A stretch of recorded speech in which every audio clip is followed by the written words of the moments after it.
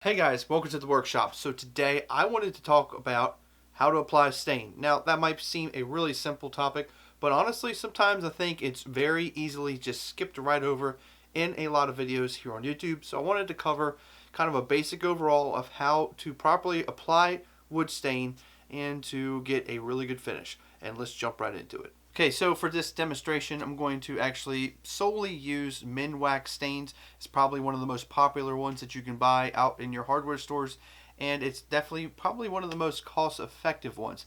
But also, before you do any sort of staining, make sure you have proper PPE, some glasses, and some gloves, just so that you have ability to protect your eyes from any splatters, and easier to clean your hands when you're done.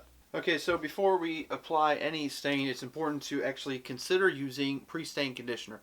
And so during this example, I'm actually going to put pre-stain on half the board and not put it on the other half so you can see the difference.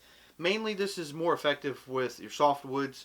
It helps kind of put an even coat of your finish, and it doesn't give you a lot of blemishes that you'll find on a lot of softwood like pine, Douglas fir, and things like that. Your harder woods like walnut, you don't need to really worry about it. All the projects that I've done that are walnut, I've never used this and never had any problems. But pine is definitely what you want to definitely make sure you use it with.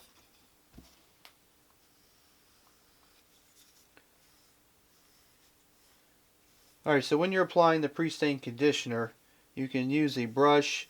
I'm using this really cheap bristle brush. That's really kind of always worked good for me. And like I said, I'm only going to put it on half so you can see the effectiveness of it.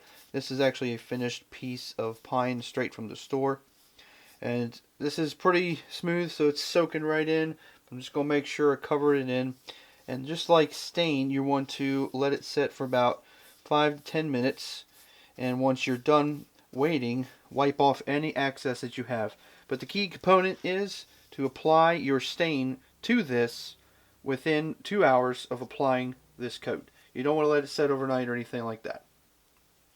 It's been about 10 minutes. Just take a rag, wipe off any excess. Really didn't have anything on this one, but you may have it depending on the quality of your wood.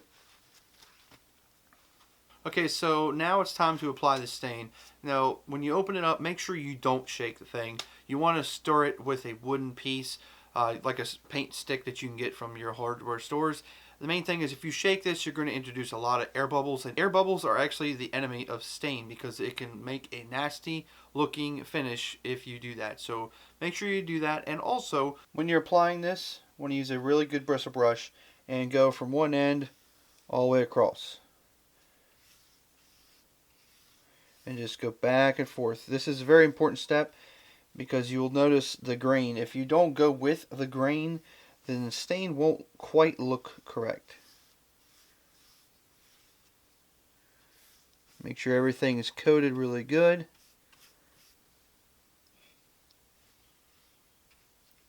Once you've got it coated real well, go from one side all the way across, all the way across.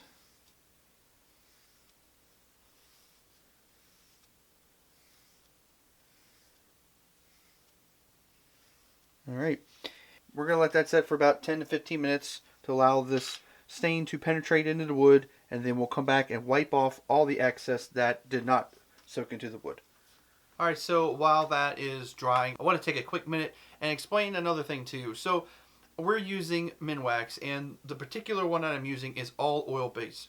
So with that being said, if you're going to do the pre-stain conditioner and then your stain, you want to make sure that you use a oil-based pre-stain and the oil-based stain. And also while we're waiting, do you like this shirt? Well, if you like it, I've also got some more available on my website. So if you're interested in a shirt like this, click the links in the description of this video to my spring store that also has some templates for some of the things that I've made on this channel and some really cool shirts.